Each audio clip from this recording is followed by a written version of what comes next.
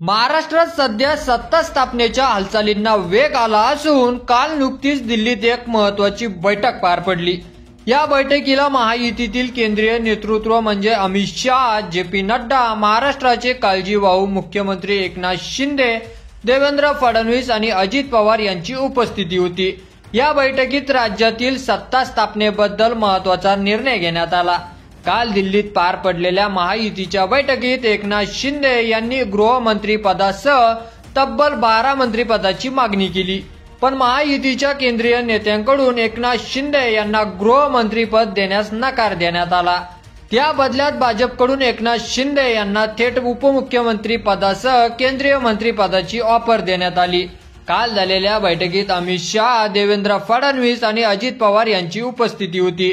या बैठकीत भाजपचाच मुख्यमंत्री होणार यावर शिक्कामोर्तब झालेला आहे।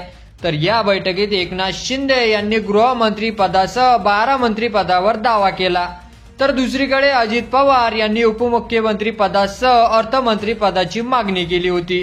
तर या बैठकीत एकनाथ शिंदे यांनी 12 मंत्रिपदाची मागणी केली होती। तर यामध्ये नगरविकास, गृहमंत्री, सार्वजनिक बांधकाम, उद्योग, आरोग्य, परिवहन, राज्य उत्पादन शुल्क ही काही महत्वाची खाती एकनाथ शिंदे यांच्याकडे देण्यात येणार होती। मात्र भाजपकडून गृहमंत्री खातं देण्यास नकार आला। मात्र आता शिंदे उपमुख्यमंत्री पद स्वीकारतील का की गृह खात्यावर अडून बसतील हे पाहणं आता महत्वाचं ठरणार आहे।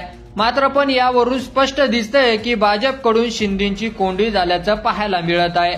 की यावर तुम्हाला काय वाटतं ते तुम्ही आपल्या कमेंट बॉक्समध्ये लिहायला अजिबात विसरू नका। आणि असेच नवीन व्हिडिओ पाहत राहण्यासाठी आपल्या मराठी एल्गार या YouTube चॅनलला सबस्क्राईब करा। धन्यवाद।